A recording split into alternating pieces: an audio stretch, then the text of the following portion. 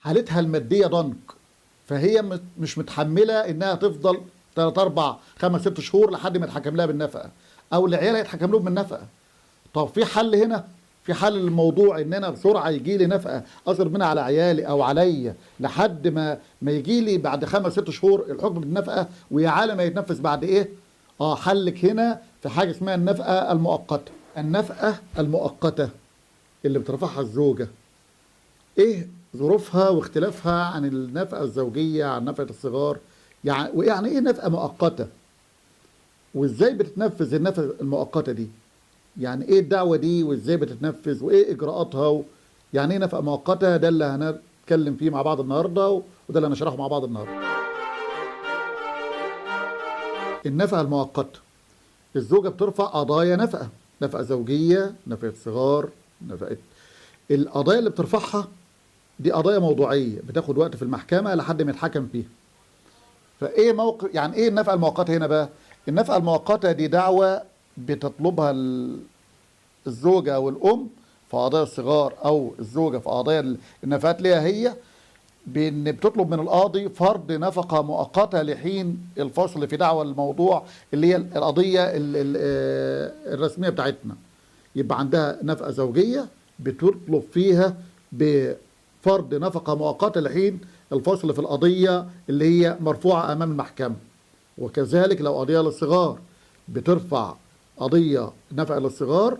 طب القضيه دي لها شرط، يعني مطلوب من الزوجه او الام في القضيه دي شرط معين عشان يتحكم بيها. الشرط ده عباره عن ايه؟ ان لازم يطلب، لازم في صحيفه الدعوه اللي هي رفعاها كنفقه زوجيه او نفقه صغار يطلب فيها الحكم بفرض نفقه مؤقته لحين الفصل في دعوى الموضوع اللي مرفوعه. طب لو لم تطلب مش هيتحكم بيها، القاضي مش هيحكم بحاجه مش مطلوبه منه قدام الورق. يعني انا قدام الورقه مطلوب مني فرض نفقه زوجيه على الزوج، طب فيه فرض نفقه مؤقته لحين الفصل في دعوى الموضوع، لا مفيش، هحكم بها ازاي؟ يبقى لازم من شروطها او اهم شرط فيها انها تطلب في صحيفه الدعوه امام رفع الدعوه الاصليه. طب وازاي الزوجه هنا او الام هتنفذ الحته بتاعت النفقه المؤقته مع ان الحكم لسه ما طلعش؟ هي بتاخد صوره من محضر الجلسه عليها صيغه تنفيذيه وبتعلن بيها الزوج، يعلن بيها، وبعد كده بيتم التنفيذ.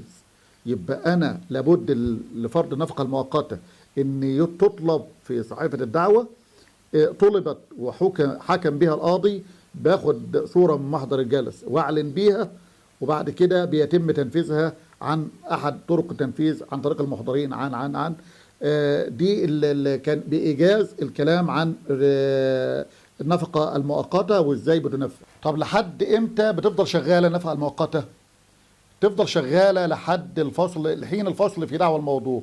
انا رافع دعوى نفقه زوجيه للزوجه دي، برفع لها نفقه مؤقته، باخد الحكم بتاع النفقه المؤقته، بفضل اشتغل عليه، اخد الحكم بتاعه، اخد المبلغ اللي اتحكم بيه لحد ما يجي لي الحكم في الدعوه، انتهاء الدعوه قدام المحكمه، باخد الصيغه التنفيذيه للحكم، وخلاص من هنا بيبدا تقف النفقه المؤقته لحين خلاص انفصل في الدعوه.